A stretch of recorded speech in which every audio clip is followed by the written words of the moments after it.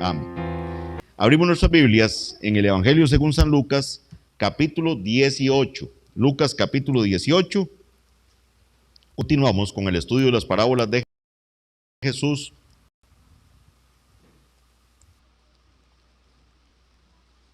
Lucas 18, del 1 al 8. Tenemos hoy la parábola de la viuda y el juez injusto.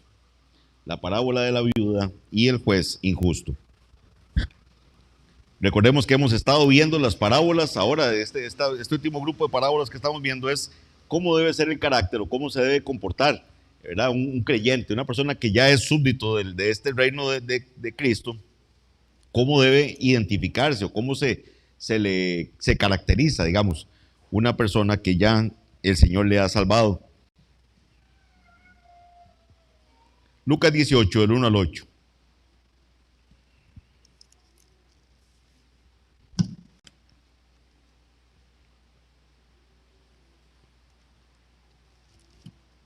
Dice así la palabra del Señor. También le refirió Jesús una parábola sobre la necesidad de orar siempre y no desmayar, diciendo: había en una ciudad un juez que ni temía a Dios ni respetaba a hombre. Había también en aquella ciudad una viuda, la cual venía a él diciendo: hazme justicia de mi adversario. Y él no quiso por algún tiempo, pero después de esto dijo dentro de sí: aunque ni temo a Dios ni tengo respeto a hombre, sin embargo, porque esta viuda me es molesta, le haré justicia, no sea que viniendo de continuo me agote la paciencia. Y dijo el Señor: oíd lo que dijo el juez injusto. ¿Y acaso Dios no hará justicia a sus escogidos que claman a él día y noche? ¿Se tardará en responderles? Os digo que pronto les hará justicia. Pero cuando venga el Hijo del Hombre, ¿hallará fe en la tierra? Esa es la parábola que tenemos para el día de hoy, que el Señor en su misericordia nos permita entender el propósito de la misma. La parábola de la viuda y el juez injusto, ¿verdad? Se le ha llamado. Esta también ha sido una parábola sumamente mal interpretada, como hemos visto en algunas de las parábolas que ya hemos podido estudiar. Una de las peores interpretaciones que pude encontrar, digámoslo así, en este estudio, es la siguiente: persista en la oración hasta que Dios le dé lo que usted desea. O sea, persista en la oración hasta que Dios le dé lo que usted desea. Eso es lo que dijo alguien que significaba esta parábola.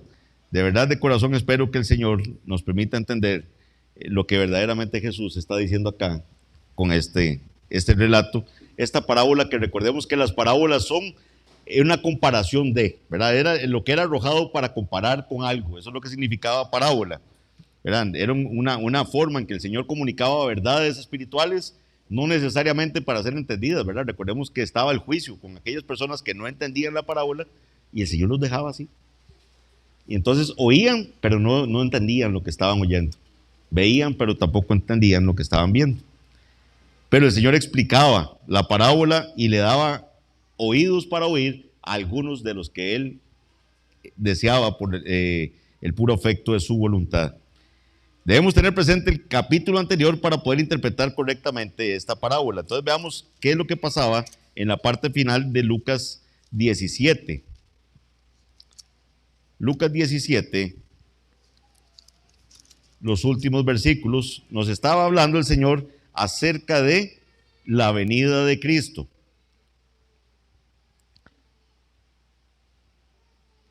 Nos está hablando ahí, sobre todo del 20 en adelante, hasta el versículo 37, nos está hablando de la venida del Señor Jesucristo. Por eso, en el versículo 8, hace referencia cuando venga el Hijo del Hombre, ¿verdad? Entonces nos dice: les acabo de hablar de cuando vendrá el Señor, ¿verdad? Cuando volverá Cristo, cuando todos que estamos anhelantes aún al día de hoy de esa segunda venida del Señor Jesucristo.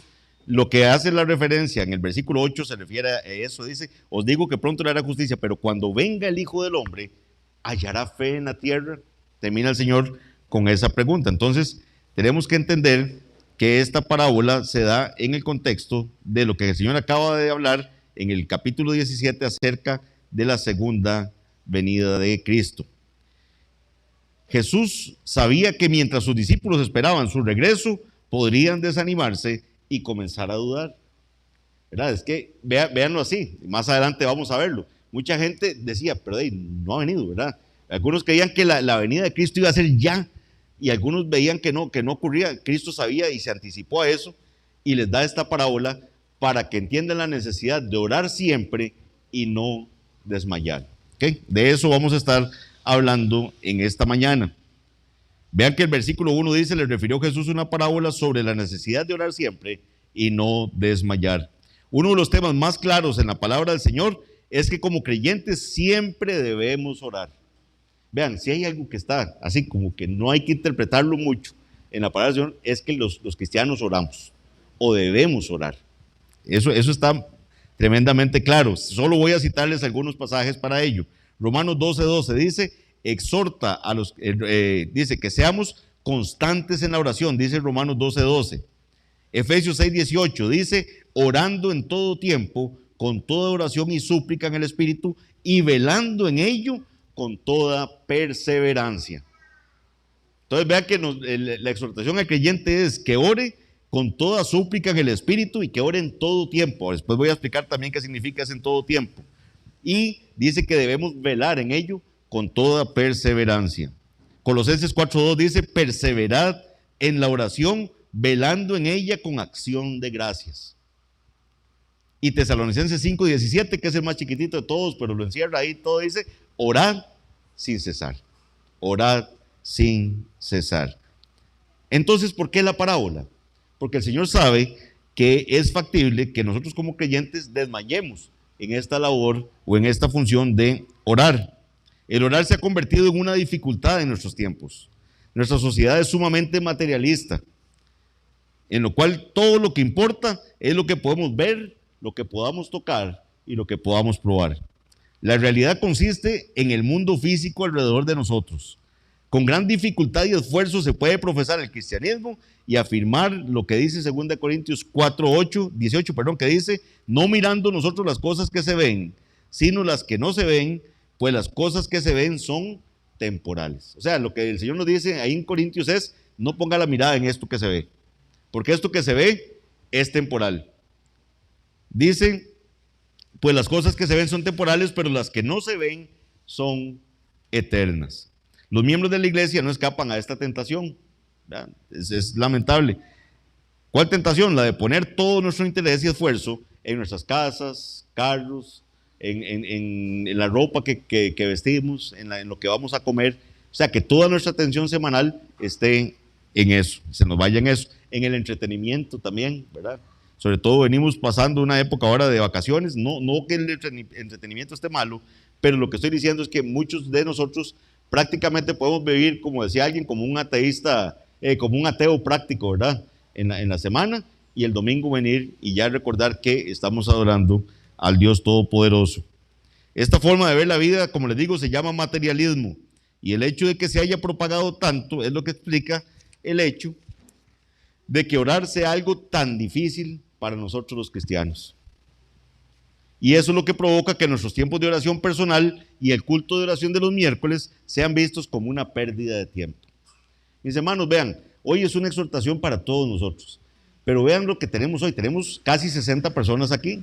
Hemos llegado a tener casi 90 personas aquí, o más de 90 personas aquí. Los miércoles de oración, mis hermanos, son muy poquitos los que venimos al culto de oración. No es proporcional. Y eso es algo que los que estábamos en el lago recordamos que pasaba igual allá. Entonces, ¿por qué pasa eso? Porque vemos, ¿verdad? Que vemos que no vemos. O sea, estamos orando y no estamos viendo algo, ¿verdad? Nosotros no somos carismáticos que creemos, ¿verdad? Que va aquí a haber un fuego o alguna cosa. No, estamos orando y estamos hablando con nuestro Padre Celestial, pero nosotros hablamos y la fe es que Él nos está oyendo. Que Él está oyendo nuestras peticiones. Y que esas peticiones son constantes, ¿verdad? Que estamos orando por las iglesias, estamos orando por las necesidades. Pero digamos que nos cuesta salirnos del ritmo que llevamos entre semana, de que la realidad de nosotros es esto que vemos, ¿verdad? Entonces, como se sale tanto de la realidad, se toma como si no fuera algo importante y como si fuera una pérdida de tiempo. La oración es la consumación de nuestra actividad espiritual.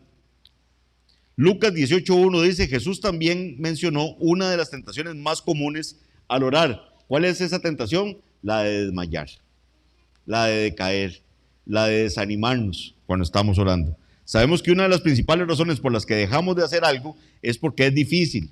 Desmayamos, lo que significa que nos desanimamos, que es como se traduce en algunas Biblias como la Nueva Versión Internacional, que traduce como desanimarse. Y también les pregunto, mis hermanos, como creyentes, ¿caemos en esa tentación o no caemos en esa tentación de desanimarnos? ¿Verdad? O sea, vamos en el camino, el Señor nos dice, corran con paciencia la carrera que tienen por delante. Córranla, no salga en carrera, ¿verdad? Que se va a agotar a medio camino. Corra con paciencia la carrera que tiene por delante. ¿Cómo? Puestos los ojos en Jesús, el autor y consumador de la fe. Pero nos desanimamos, ¿verdad? En el camino. Entonces viene el desánimo y en esa oración viene también el desánimo. Juan Carlos Rael dice lo siguiente con respecto a la oración. Vean qué interesante. Por tanto, dice, grábese profundamente en nuestras mentes que es mucho más fácil comenzar con el hábito de la oración que conservarlo. Es más fácil comenzar que conservar el hábito de la oración. Llega el creyente nuevito y empieza a orar. Y veamos ese creyente un tiempo después. Es más, veamos nosotros con los años que tenemos de andar en Cristo. ¿Cuánto hemos conservado ese hábito de la oración? Sabias palabras de Rael. Por tanto, grábese profundamente en nuestras mentes que es mucho más fácil comenzar el hábito de la oración que conservarlo. El temor a la muerte, algún remordimiento de conciencia transitorio, algunos sentimientos de emoción pueden hacer que alguien comience a orar inmediatamente. Usted le dicen, vea, yo lo veo a usted como medio pálido, le dice el doctor, le voy a mandar unos exámenes. Y usted empieza a orar, Señor, vea que, y ayúdame, y mis chiquitos y todo, empieza a orar de todo. Estoy muy joven. El temor a la muerte, algún remordimiento de conciencia transitorio, algunos sentimientos de emoción pueden hacer que alguien comience a orar inmediatamente, pero continuar orando requiere fe. Dice Ryan, continuar orando requiere fe. Tenemos tendencia a cansarnos y a ceder a la sugerencia de Satanás de que no vale la pena orar. Romanos 15:30, en la versión de la Biblia de las Américas, dice de la siguiente forma, vean qué bonito lo dice. Os ruego, hermanos, por nuestro Señor Jesucristo y por el amor del Espíritu, que os esforcéis juntamente conmigo en vuestras oraciones a Dios por mí. Que se esfuercen ustedes conmigo en las oraciones por mí, decía Pablo. Colosenses 14:12, también en la versión de la Biblia de las Américas. Vean qué interesante, esta es una de las partes ya finales, ¿verdad? Cuando se está despidiendo y mucha gente de esas partes casi que ni les da mucha importancia, porque salúdenme a los de la casa de ya y es la despedida. Dice Epafras, dice que es uno de vosotros, siervo de Jesucristo, os envía saludos, dice Pablo, siempre esforzándose intensamente a favor vuestro en sus oraciones. Vean qué bonito este detalle que registra Pablo ahí. Dice que Epafras les manda saludos, le dice a los que están en Colosas. ¿Y cómo describe Pablo a Epafras? Dice, siempre esforzándose intensamente a favor vuestro en sus oraciones. Estar un miércoles aquí requiere esfuerzo. Orar, estar concentrado, no estar, ¿verdad? Que está usted orando y le pasa un pensamiento de algo que dejó en el trabajo y ya se desconcentró y todo requiere esfuerzo. Orar requiere esfuerzo. ¿Por qué? Porque va en contra de la forma en que nos manejamos cotidianamente en este mundo. En este mundo nos manejamos conforme a lo que vemos, conforme a lo que sentimos.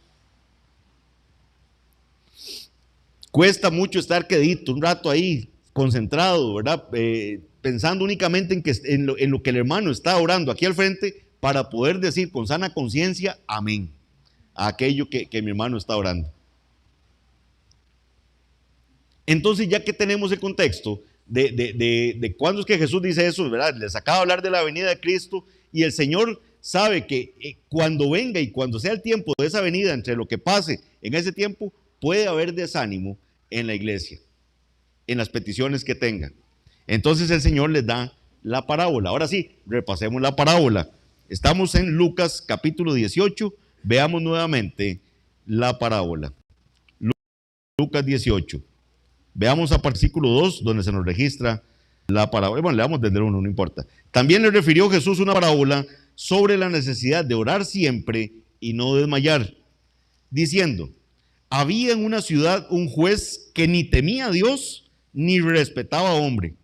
Había también en aquella ciudad una viuda, la cual venía a él diciendo: hazme justicia de mi adversario. Y él no quiso, dice, por algún tiempo. Pero después de esto, dijo dentro de sí: aunque ni temo a Dios, ni tengo respeto a hombre, sin embargo, porque esta viuda me es molesta, le haré justicia. No sea que viniendo de continuo me agote la paciencia. Esa es la parábola.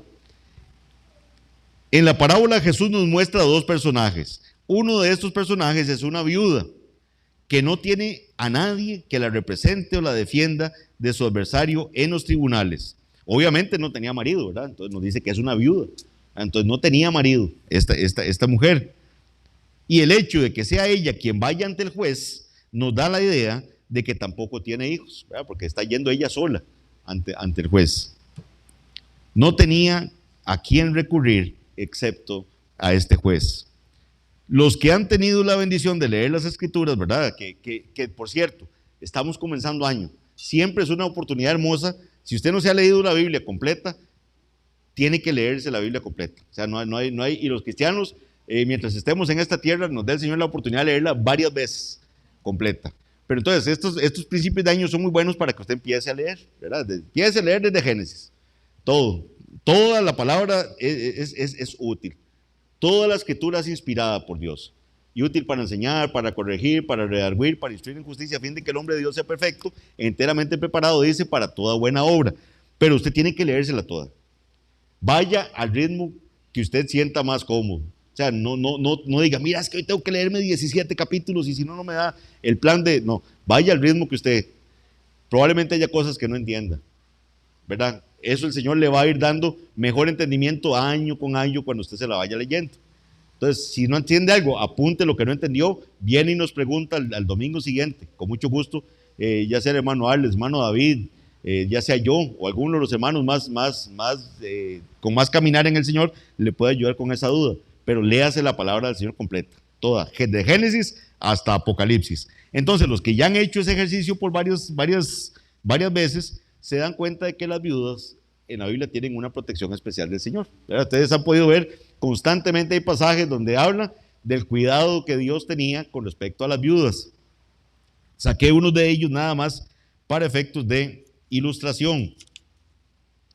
Lucas 20, 46 al 47, por ejemplo, nos dice: guardaos de los escribas que gustan de andar con ropas largas y aman las salutaciones de en las plazas y las primeras sillas en las sinagogas, dice, y los primeros asientos en las cenas, que devoran las casas de las viudas. Esta era una de las acusaciones que el Señor hacía a los escribas y los fariseos, que ellos devoraban las casas de las viudas. Se aprovechaban de la fragilidad de estas mujeres y más bien sacaban provecho de ellas, ¿verdad? Probablemente de la bondad de que les daban alimentos y todo, ellos devoraban, dice, las casas de las viudas. En vez de ayudarlas, más bien se aprovechaban de ellas. Deuteronomio 14, 28, 29 dice: al fin de cada 3 años sacarás todo el diezmo de tus productos de aquel año y lo guardarás en tus ciudades, y vendrá el levita que no tiene parte ni heredad contigo, y el extranjero, el huérfano y la viuda. Vean que estaban dentro del grupo de ayuda que el Señor tenía para que las poblaciones también les dieran de eso que ellos traían para los diezmos, pudieran ellos saciarse. Dice, comerán y serán saciados para que Jehová tu Dios te bendiga en toda tu obra que tus manos hicieren. Isaías 1:17 dice: aprended a hacer bien, buscad el juicio, restituid al agraviado, haced justicia al huérfano, amparad a la viuda. Vean que el Señor, ¿verdad? También protector de huérfanos, protector de las viudas, de los extranjeros. Isaías 1:23, tus príncipes, prevaricadores y compañeros de ladrones, todos aman el soborno y van tras las recompensas, no hacen justicia al huérfano, ni llega a ellos la causa de la viuda. Y Santiago 1:27 dice, la religión pura y sin mácula delante de Dios el Padre es esta, visitar a los huérfanos y a las viudas en sus tribulaciones y guardarse sin mancha del mundo. Entonces vean cómo las viudas son consideradas como partes muy vulnerables de la sociedad. ¿Por qué? Porque recuerden que la mujer no tenía el mismo acceso a la educación que los hombres en esta época. La mujer estaba en su hogar. Entonces una mujer que había perdido a su marido, ya la fuente de ingreso económico de ese hogar se había terminado. Y una viuda que no tenía hijos que le trajeran sustento, quedaba prácticamente desamparada. Por eso la iglesia primitiva era tan clara de que averiguaran quiénes eran viudas que no tuvieran hijos, dice la palabra del Señor, porque estos eran los primeros llamados a traer sustento a sus madres. Así que para su propósito Jesús elige contar una parábola de una mujer que es viuda y que ha sido tratada injustamente por su adversario. No nos dice la parábola quién era el adversario, no nos dice la parábola cuál fue la injusticia que le hicieron a la viuda. Entonces estos no son temas que nos tengan que estar dando vueltas ahí en la cabeza, porque mucha gente empieza a decir, a especular, ¿verdad? Que fue que perdió un terreno, que fue que... O sea, eso nosotros no lo sabemos. Jesús nos dio ese dato y entonces no nos tiene que preocupar para efectos de la parábola. Sabemos que fue agraviada y ahora está sufriendo y su única esperanza es encontrar justicia en manos de los tribunales, por lo que quiere presentar su caso ante el juez. El juez es el segundo personaje de esta parábola que el Señor nos muestra. Tenemos la viuda y ahora tenemos un juez que en el versículo 2 se nos describe como un hombre que ni temía a Dios ni respetaba a hombre. No me importa Dios, no me importa ningún hombre en esta tierra. O sea, una persona que no tenía temor ni de Dios ni de los hombres. Si esta era la forma de pensar este juez, ¿cuánto creen ustedes que le importaba realmente la justicia? O sea, si a mí no me importa Dios, no me importan los hombres, ¿cuánto creen que realmente a él le importaba impartir justicia? Recordemos que una definición de justicia, que es la que está en nuestros tribunales de justicia, por cierto, que es la que dio Ulpiano, era que la justicia es la constante, dice, perpetua voluntad de dar a cada cual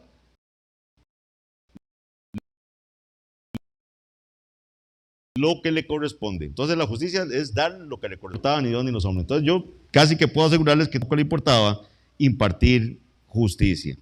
Una de las cosas que vemos en nuestra propia cultura, y hasta en las películas, ¿verdad? Que uno ve una y otra vez, es que cuando una persona es llevada a juicio, el resultado de este juicio va a depender de qué tan buenos sean los abogados que tenga esta persona, ¿verdad? Si es una firma cara de abogados, si es un abogado muy hábil, muy mañoso, uno dice, no, va a salir libre.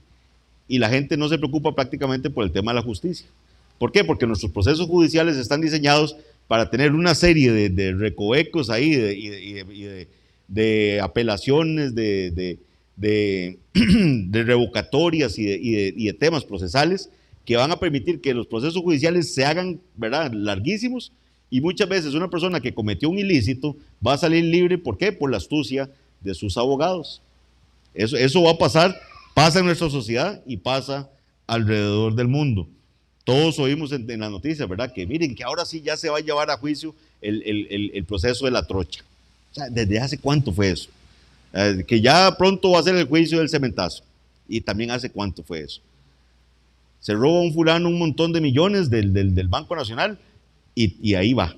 Todo a nadadito de perro, decía el finado Alberto Cañas. Eso pasa en nuestra sociedad. Muchas veces en la maraña, ¿verdad?, en nuestro sistema judicial, lo que se pierde es el punto fundamental de la justicia. Tristemente debemos reconocer que en nuestro país tenemos jueces que realmente no les interesa la justicia. No les interesa. Yo no sé cuántos vieron hace poco un caso donde por Río Azul, ¿verdad?, van transitando un vehículo, ¿verdad?, y sale un fulano, ¿verdad?, con un arma de alto calibre, ¿verdad?, apuntando a unos señores que resulta que eran agentes del organismo de investigación judicial. Entonces, al final el análisis que hace el juez para soltarlos es que no se sabe si el arma era verdadera. Entonces, como el arma no saben si era verdadera, que eso es una contravención. Y al ser una contravención, no procedía la prisión preventiva. Entonces dejaron libres a estos sujetos. O sea, yo lo que les digo es, pudo haberse hecho un análisis más profundo, pero a muchos de los jueces no les importa eso. No les importa la justicia. No tienen, son prácticamente como este mismo juez de la historia. No le tienen temor a Dios, no le tienen temor a ningún hombre. Son ellos y sus circunstancias lo que les importa: su salario, su cargo, su prestigio, su propia seguridad laboral. Al estudiar esta parábola podemos sentir el grado de desesperación de la viuda, la cual mostró gran perseverancia al ir continuamente a solicitarle al juez que le hiciera justicia de su adversario. Su persistencia da frutos. Vemos que la parábola nos dice que había, dice en el versículo 2, un juez en una ciudad que ni temía a Dios ni respetaba a hombre, y había también en aquella ciudad una viuda, la cual venía a él diciendo: hazme justicia de mi adversario. Esta mujer constantemente lo que le decía es: hágame justicia, hágame justicia. Y él no quiso, dice, por algún tiempo. Entonces esto nos dice que este hombre recibió varias visitas de esta viuda, pero por un tiempo él no quiso, no le importó. Era una más no le tengo temor a hombre alguno, no me interesa. Dice, por algún tiempo no quiso, pero después de esto dijo dentro de sí. O sea, él dice para él mismo: aunque ni temo a Dios, ni tengo respeto a hombre, sin embargo, porque esta viuda me es molesta, le haré justicia. O sea, ya me tiene harto. Es lo que está diciendo el juez. Me tiene harto de que me esté viniendo constantemente a decir: hágame justicia de mi adversario, hágame justicia de mi adversario. Le haré justicia, no sea que viniendo de continuo me agote la paciencia. Su persistencia da frutos. Probablemente este juez malvado sentía que donde quiera que fuera, ella iba a estar allí. Vemos entonces cómo este juez le hace justicia a la viuda, aunque lo hace por razones egoístas. Termina haciéndole justicia, pero su motivación es una motivación egoísta. ¿Okay? A él no le importaba de ella, pero sí se preocupaba por sí mismo. Él solo quería deshacerse de ella. Ya, que se vaya pronto, que se largue. ¿Cuál es el objetivo de la parábola? Veamos los versículos 6 al 8. Ya el Señor cuenta esta parábola. Ya la gente oyó esto. Ahora, ¿qué es lo que el Señor quiere enseñarles con esta parábola a sus oyentes? Dice el versículo 6 al 8: y dijo el Señor: oíd lo que dijo el juez injusto. El Señor dice: oigan lo que dijo el juez. Vean lo que acaba de decir el juez: le voy a hacer justicia porque ya me tiene cansado. Mejor porque ya no quiero que venga más. No sea que me agote la paciencia. Oíd lo que dijo el juez injusto. Dice el versículo 7: ¿y acaso Dios no hará justicia a sus escogidos que claman a Él día y noche? ¿Se tardará en responderles? Os digo que pronto les hará justicia, dice el Señor. Pero cuando venga el Hijo del Hombre, ¿hallará fe en la tierra?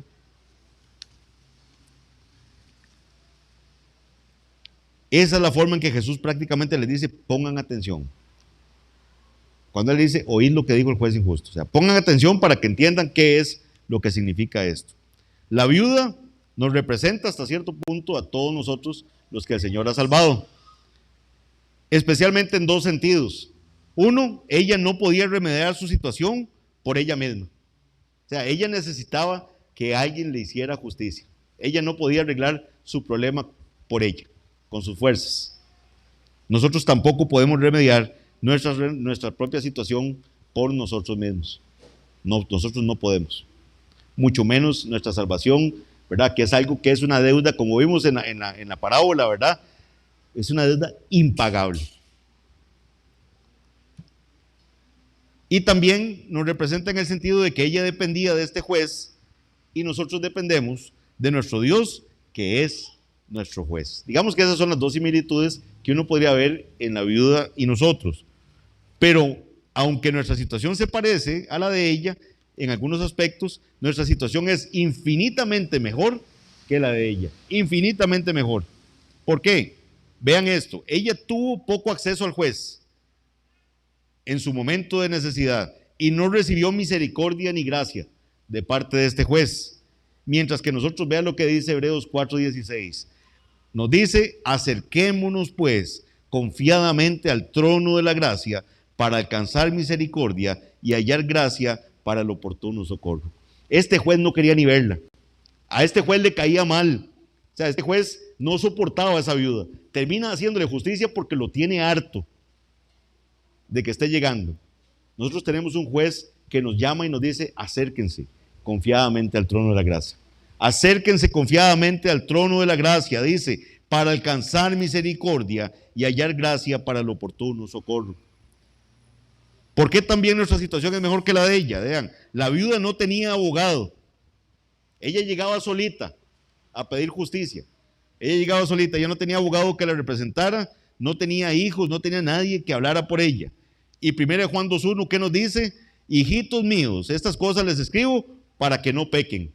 Lo que decía nuestro hermano, somos creyentes, pero estamos en esta carne y hay un pecado remanente.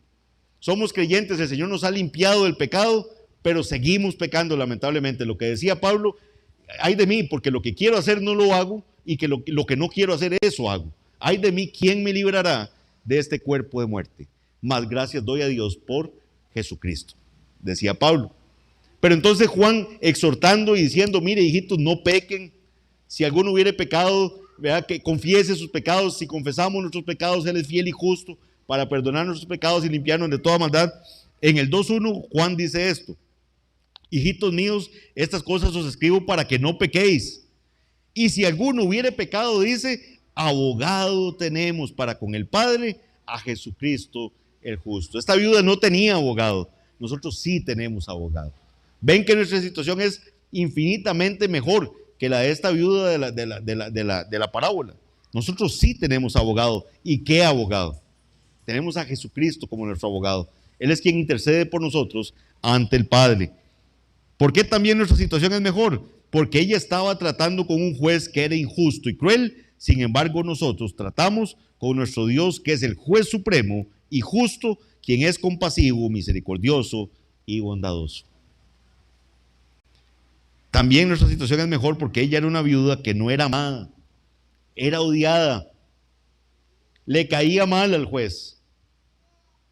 La reacción del juez era, qué pereza, otra vez viene ahí. Ya le había dicho yo, le ha tratado de ignorar y sigue viniendo. Esta viuda no era amada y no tenía esposo, pero como miembros de la iglesia, dice la palabra del Señor, somos la novia de Cristo. La iglesia es la novia de Cristo, quien es nuestra cabeza y es nuestro Señor. Lucas 18:7 se refiere a su pueblo como, ¿cómo lo dice ahí el 7? Sus escogidos. ¿Acaso no hará justicia a sus escogidos? Esta hermosísima verdad que debería llenarnos de gozo y agradecimiento al Señor, saber que somos los escogidos de Dios. Él no nos va a desescoger, digámoslo así. Lo que decía nuestro hermano Arles, es un acto de una vez. Él escogió a su pueblo. ¿Por qué? Porque Él vio que éramos lo más bonito que había en esta tierra, no. Porque Él vio que éramos los que valíamos más la pena. Mira, es que yo veo que sí tienen potencial. No, no es eso. Nada bueno hay en nosotros. No hay nada en nosotros que nos pueda haber garantizado la salvación. Es un acto de su pura voluntad, por el puro afecto de su voluntad. Él escogió a su pueblo. Vean cómo lo dice Deuteronomio 7:6-8, para que se borre toda posibilidad de orgullo en cada uno de los que estamos aquí. Cuando Israel creía, ¿verdad?, que ellos eran el pueblo escogido de Dios, ¿verdad? Y sí, efectivamente el Señor les escogió. ¿Pero por qué? Vean lo que les dice el Señor para ubicarlos, ¿verdad? Para darles una, como también nos tiene que ubicar a nosotros. Deuteronomio 7:6-8 dice, porque tú eres pueblo santo para Jehová tu Dios, le dice el Señor a Israel. Y qué bonito que le digan eso, tú eres pueblo santo escogido. Tú eres pueblo santo para Jehová tu Dios. Jehová tu Dios te ha escogido para hacerle un pueblo especial. Todo aquí va bonito, ¿eh? Yo imagino a Israel diciendo, qué bonito lo que nos está diciendo el Señor. Dice, Jehová tu Dios te ha escogido para hacerle un pueblo especial, más que todos los pueblos que están sobre la tierra. No por ser vosotros más que todos los pueblos, os ha querido Jehová. O sea, Jehová no los escogió a ustedes porque ustedes sean más que todos los pueblos. Dice, no por ser vosotros más que todos los pueblos os ha querido Jehová y os ha escogido, pues vosotros erais el más insignificante de todos los pueblos, sino por cuanto Jehová os amó. No porque ustedes fueran mucho más o fueran mejores, porque ustedes precisamente eran el más insignificante de todos los pueblos. Todos los que estamos aquí, lo único que merecíamos es el infierno, la paga del pecado de la muerte. Pero Él, por su bendita misericordia y por su gracia, nos da vida cuando estábamos muertos en nuestros delitos y pecados. Él nos dio vida. Yo estaba muerto, estaba tan muerto como lo estaba Lázaro, que ya hería. Dice, cuando llegan las hermanas de Lázaro, le dicen: Señor, es que ¿cómo vas a quitar la piedra? Si ya hiede, tiene 4 días de muerto. ¿Y qué le dice el Señor? Ven fuera. Y Lázaro viene. Ante la voz del Señor, los muertos resucitan. Y eso es lo que el Señor dice: mis ovejas oyen mi voz y me siguen. El Señor, a través del Evangelio, a través de la predicación de la palabra del Señor, llama a pecadores que están muertos en sus delitos y pecados y les dice: vivan, vivan. Ese corazón de piedra lo transforma en un corazón de carne. Y el Señor se refiere a que Él va a dar justicia, va a hacer justicia a sus escogidos que claman a Él día y noche. Sus escogidos, los que fueron escogidos por Él. Es pasivo, nosotros no nos escogemos. No es que Dios me escogió a mí porque Él ve en el futuro que yo lo voy a escoger a Él, no. Él me escogió a mí, dice, desde antes de la fundación del mundo. ¿Por qué? Por nada bueno en mí. Por nada bueno en mí. Por el puro afecto de su voluntad. ¿Quiénes son los escogidos de Dios? No lo sabemos. Por eso predicamos el Evangelio a toda criatura. ¿Por qué? Porque las ovejas del Señor van a oír el Evangelio y van a venir. Mis ovejas oyen mi voz y me siguen. Eso es lo que el Señor Jesús claramente estableció. Y como Él dijo también en Juan: por eso ninguno puede venir a mí si el Padre que me envió no le trajere, y yo le resucitaré en el día postrero. Si usted está oyendo la voz del Señor, venga a Él. Y el que a Él viene, no le va a rechazar.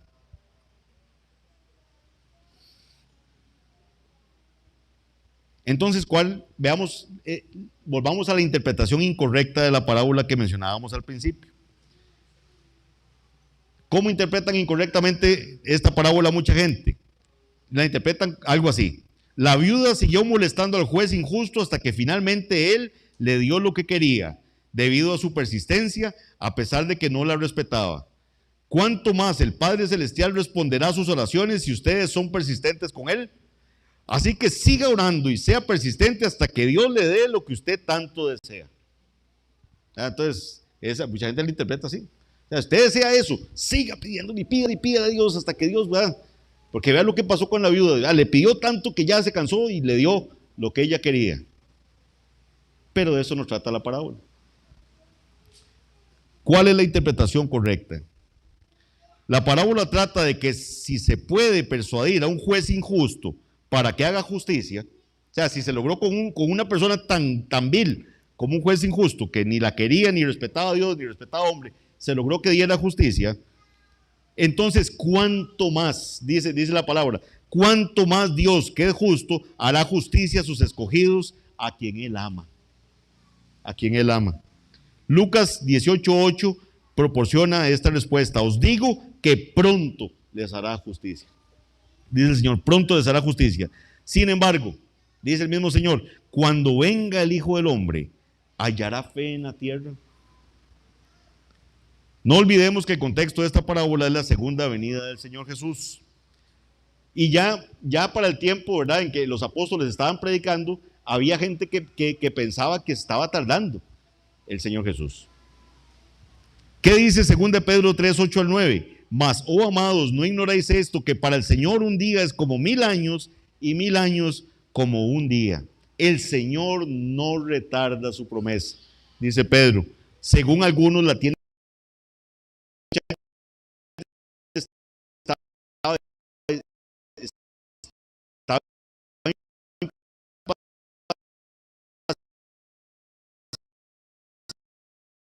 sentándose. Y no dice que es paciente, procedan a la dime que sea Igual que con su primera venida, como lo predicamos, ¿recuerdan? Cuando vino el cumplimiento del tiempo, el Señor Jesús se encarnó y nació en esta tierra.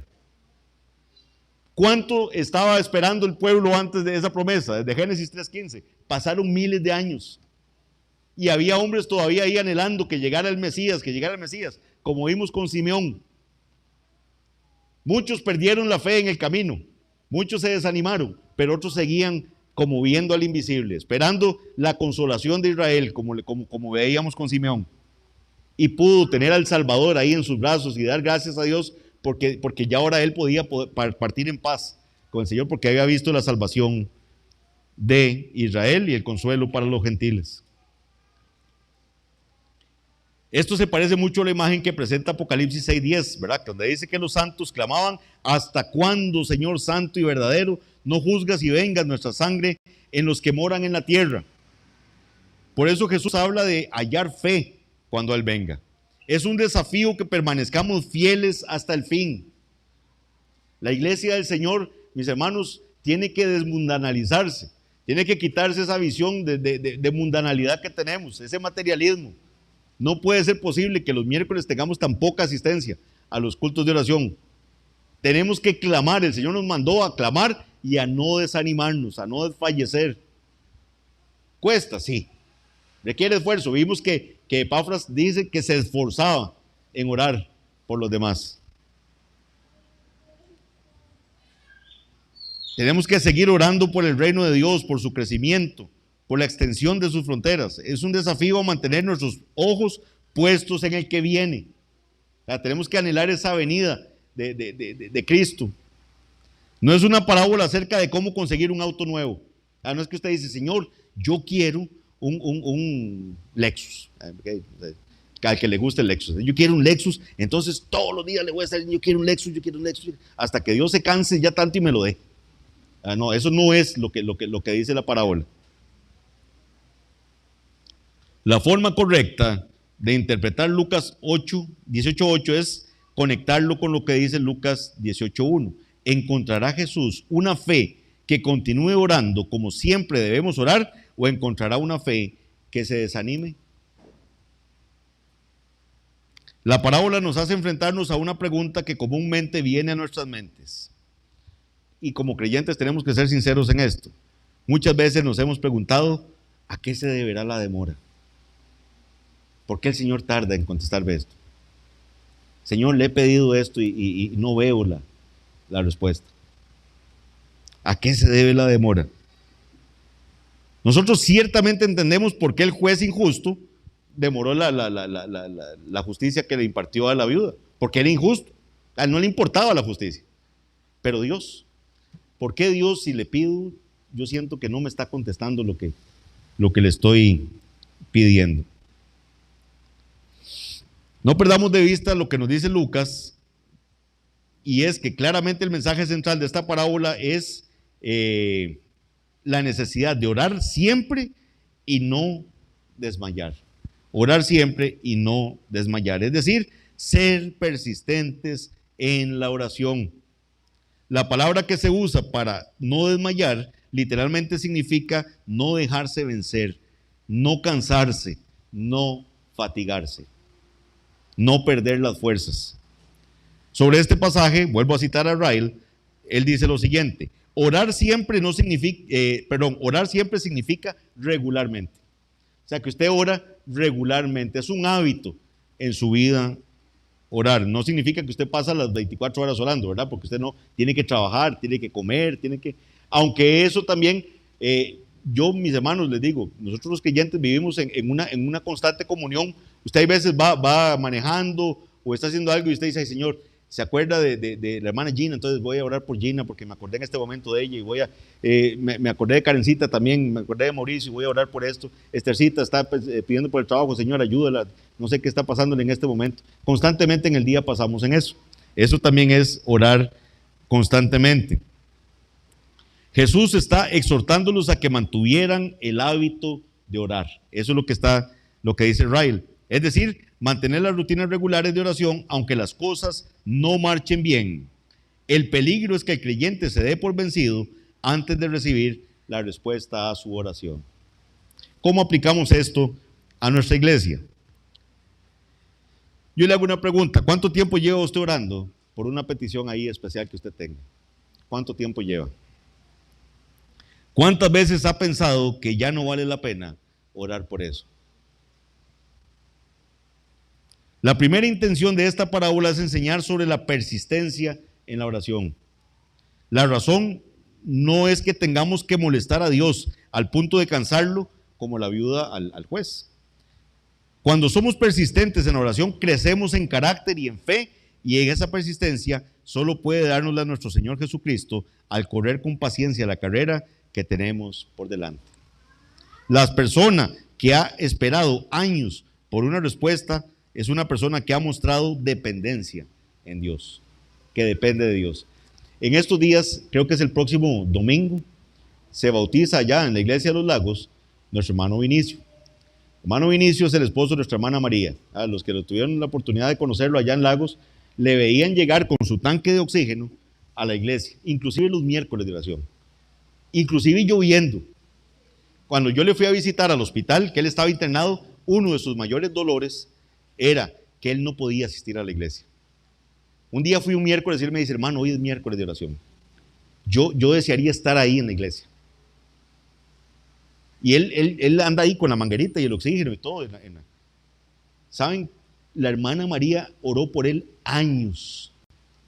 Creo que como 30 años, una cosa así, algo, porque era un hombre impío. Un hombre que no temía a Dios. Un hombre que él mismo reconoce, dice, cuando llegaba la hermana Sandra a visitarlo y todo, yo salía a fumar ahí para estorbarlos y que se fueran rápido. Porque le molestaba que llegaran de la iglesia a visitar a doña María. Y ustedes oyen el testimonio de él ahora cuando lo presentó, vea, hasta que se le pega uno el nudo. Pero entonces, esa cantidad de años podía haber desanimado a alguien. Decir, no, ¿para qué orar? El hermano Steve Henning, el pastor, ¿verdad?, que anterior de los Lagos, él partió a la presencia del Señor y dice doña María, ¿qué le decía? María, yo no entiendo. Vea, yo oro por los esposos de ustedes día a día y no veo que hayan cambios en las vidas de ellos. Y 30 años después el Señor hace esto. ¿Había escuchado la oración del Señor? Por supuesto que la escuchó. Era el tiempo de él. Pero ella persistía. Probablemente hubo desánimos en ese tiempo. Pero muchos de nosotros también hemos experimentado eso.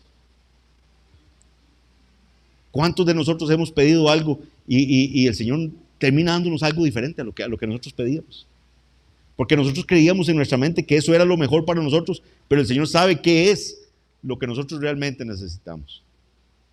Pero lo que Él nos quiere enseñar en esta parábola es que no podemos desmayar. Tenemos que continuar, tenemos que persistir, tenemos que clamar a Él día y noche, en dependencia, no para hacer un berrinche prácticamente que yo lo que quiero es eso, Señor, y es eso, y por eso te estoy aquí molestando bastante para que me des eso. No, es persistir en esa oración sabiendo que dependemos de Él y que Él nos hará justicia, y sabiendo que la voluntad de Él es perfecta. Cuando somos persistentes en la oración, como les dije, crecemos en carácter y en fe, y esa persistencia solo puede darnosla nuestro Señor Jesucristo. Él es el ejemplo de persistencia. Dios también permite que el tiempo pase para ayudarnos a entender cuál es la verdadera raíz de nuestra petición. Tenemos que admitir que no siempre tenemos la voluntad de Dios en mente cuando pedimos algo, ¿verdad? Muchas veces pedimos algo y es algo que se nos vino en el momento y es lo que yo quiero ahorita porque eso es lo que yo creo que necesito en este momento. Pero nunca me detuve a pensar, Señor, ¿es esta tu voluntad o no? ¿Cuántas hermanas han tenido una relación infructuosa con algún varón porque querían que fuera ese? Y no han esperado en la voluntad del Señor a ver si era ese el varón que el Señor tenía. O cuántos varones también han empezado una relación con una hermana y no era esa la que el Señor tenía. Y se llevan un buen golpe. ¿Cuántos toman decisiones apresuradas y no han pedido, Señor, dame sabiduría para entender cuál es tu voluntad en esto?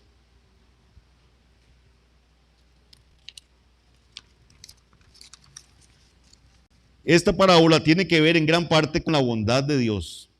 También, ¿verdad? No solo la persistencia, sino también con la enorme bondad de Dios. Jesús usó a un juez injusto para contrastarlos con su gran justicia. Si un juez malvado es capaz de hacer algo bueno, imagínense entonces lo que es capaz Dios de hacer en su perfecta bondad. La mayoría de las personas se enfocan solo en la viuda. Ustedes ven que la gente solo piensa en la viuda cuando lee esta parábola, que fue persistente y que fue persistente y al final obtuvo la justicia.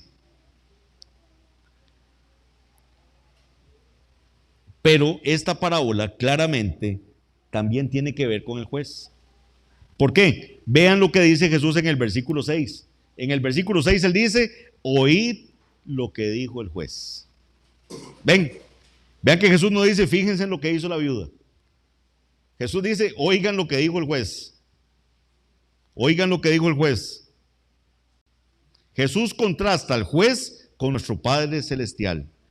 Al juez no le importa nada ni nadie. Ese es así, nuestro Dios, que no le importa nada ni nadie, ¿no? Tenemos que fatigar a Dios para que nos atienda las oraciones, como esta mujer hizo con el juez. No. Jesús dice que pronto nos hará justicia. Pronto les hará justicia. Si un juez insensible e injusto puede ser llevado a hacer lo correcto, ¿cuánto más nuestro Padre amoroso? Él sí escucha y contesta nuestras oraciones para gloria de su nombre. Tenemos que orar sin cesar. Los tiempos de Dios no son nuestros tiempos. Eso es algo que tenemos que tener claro. Sabemos y confesamos que Jesucristo viene pronto, aun si pronto significa miles de años. Como leímos antes, 1000 años son como un día a los ojos de nuestro Señor.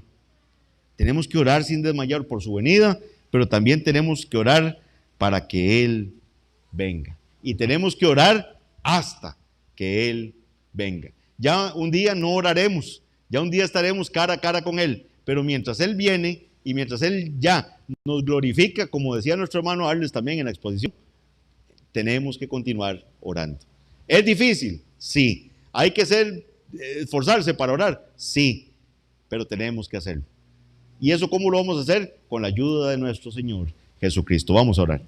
Padre bendito, Señor, gracias por esta parábola. Gracias, Padre, porque sabemos que tú eres justicia, tú eres justo, Señor. Tú no solo tienes actos justos, sino que tú eres justo, Señor. En tu forma de ser eres justo, Señor. En ti no hay injusticia. Y Padre bendito, sabemos que si nos acercamos confiadamente al trono de la gracia, tú nos escuchas, Señor. Te damos gracias por Jesucristo también que intercede por nosotros ante ti. Y Padre bendito, ayúdanos a pedir conforme a tu voluntad. Ayúdanos a ser persistentes, a no desmayar, sabiendo, Señor, que todo lo que ocurre a tus elegidos, a tus escogidos, es para bien, Señor. Padre, te damos gracias por los que han escuchado tu palabra y han entendido tu palabra. Señor, permíteles conocerte mejor, para que pronto puedan estar ya regularmente acá con nosotros adorando tu nombre. Te pedimos ahora por lo que viene, Señor, la cena tuya, que todo lo hagamos para tu gloria, en el nombre de Jesús. Amén.